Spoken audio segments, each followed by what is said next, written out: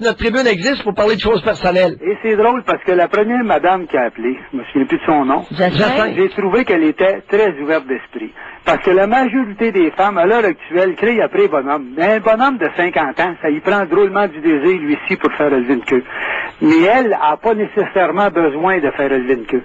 Fait qu'à partir de là, ces bonnes femmes-là qui sont souvent passives, sont toujours à amener des préjugés et des principes dans leur relation sexuelle, parce qu'ils parlent toujours d'amour, de fidélité. Ben oui, elles font l'amour, puis elles exigent la fidélité. Puis elles s'allongent là comme des planches. Vous savez, des sacrements de niaiserie que l'Église leur a mis dans la tête, qui n'ont jamais décroché. Oui. Et quand on parle, en plus, la femme fait l'amour, fait le sexe avec la sécurité. Elle a toujours en arrière de la tête quelque chose qui va rapporter.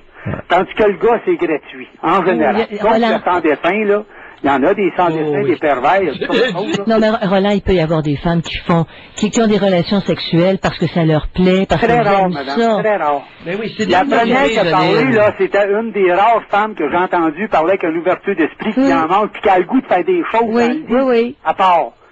Tandis que si les femmes, en général, il faut toujours qu'il y ait une question de sécurité monétaire, il y a toujours des préjugés, des principes, et ça, là, il y a rien qui peut demander les hommes que ça. Tu m'aimes-tu? C'est ça. Hey, vous savez, je veux dire, tu me dis pas que tu m'aimes! La plus belle chose qui peut arriver dans la vie, c'est le désir.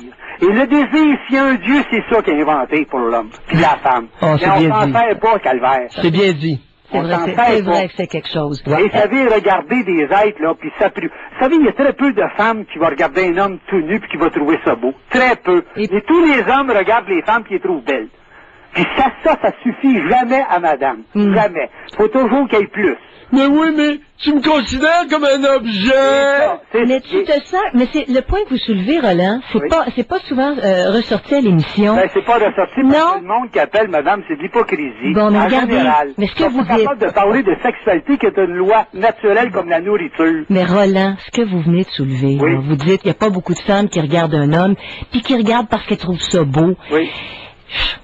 C'est possible, ça. Un homme mais si on prend uniquement, c'est un homme, une expérience humaine, qui a jamais ressenti dans ses relations intimes que les autres ou les femmes le regardaient pour ce qu'il est physiquement, ça doit avoir un impact sur la sexualité de cet homme-là. Ça en a. Écoutez, il existe une chose, j'ai 60 ans. Je vais vous dire une chose, moi, la sexualité, c'est la base de la vie. Je vais vous donner une petite réflexion bien niaiseuse, OK? Pour moi, le sexe, c'est la nourriture de l'esprit, le plaisir du corps, puis surtout la paix du cœur. C'est la paix. Mais ça, on ne peut pas accepter ça. Il faut toujours qu'il y ait des hosties de principes de religion sans dessin. Vous avez peut-être plus goûté. À 60 ans, Roland, est-ce que ça peut... Non, Janine, vous êtes très actuel, Roland. Lâchez-vous. En passant, il existe une chose. J'ai fait 5 religions parce que je ne crée pas à ça, moi, des hosties de religion. Vous avez tout essayé. C'est tous les imbéciles qui profitent des gens. Au lieu de nous avoir appris à s'amuser, à être dans le plaisir et de comprendre la vie, on nous a exploités. On a fait les manchettes tout le temps là avec Cloutier qu'on dit un pédophile. Savez-vous comment il y en a eu 1 millier d'enfants qui ont été tués puis maltraités par les pédophiles, puis les sœurs, puis les prêtres, puis les curés, puis les frères? C'est épouvantable, sacrément, puis on n'est pas capable d'en parler. On n'a jamais alloué une crise de sang aux enfants orphelins de Duplessis ou de Huberdeau, puis toutes les autres. Jamais. Mais on défend une petite Simard. Hey, c'est épouvantable ce qu'elle peut avoir vécu avec un 500 000 $ à la banque à l'âge de 18 ans. Cloutier, pendez-les, c'est un crosseur. Pendez-les, ça va me faire plaisir. Mais Chris, arrêtez de me faire purger avec le petit Simard. Je m'excuse, je vais vous en présenter des centaines de petites filles. Puis aujourd'hui, une chose qu'on ne dit jamais.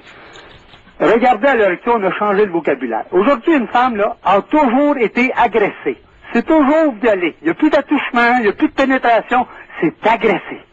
C'est toujours agressé. Alors, vous essayez de penser dans la tête des hommes que c'est que ça fait. L'homme logique, je parle pas le pervers, puis le fou, là, il s'en encore lisse, lui. Mais celui qui est correct, ça le bouleverse tout le temps. Il est toujours bouleversé. Il n'ose même plus parler aux femmes en général. Il n'ose plus les approcher. Il n'a pas de se faire crier des noms, de se faire traiter de fou, de cochon. Vous avez tout à fait raison. C'est devenu un outil de répression sexuelle chez les hommes. Vous avez tout à fait raison. C'est une façon de menotter le masculin. C'est ça.